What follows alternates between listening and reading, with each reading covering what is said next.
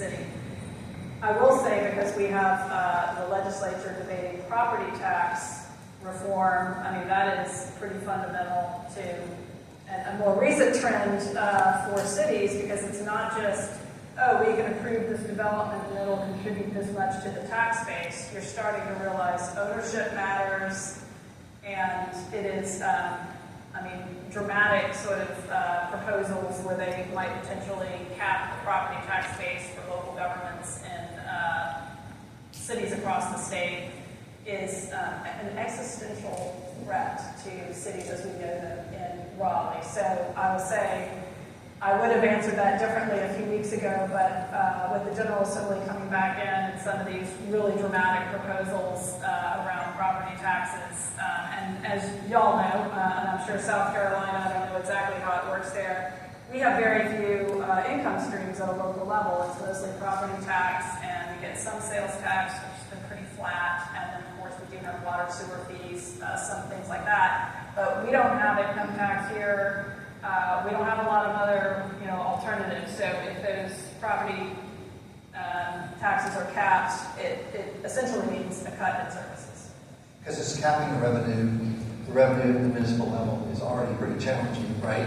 Because the services are basically more than the revenue streams you will provide. Yep. More people demand more services. Yep. So a cap on your revenue stream really does affect your level of service and the kind of services you receive.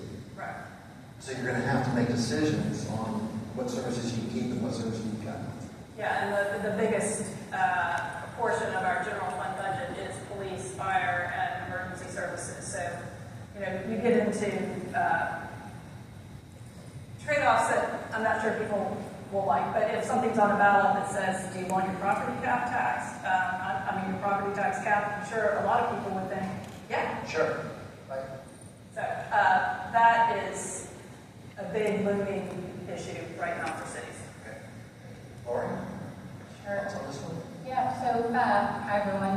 For you, those of you that don't know, I work for Fujifilm Biotechnologies. We're a contract manufacturer for monoclonal antibody medicines. We don't have our own medicines, but we contract manufacture for other large pharmas in the capacity to be able to do that.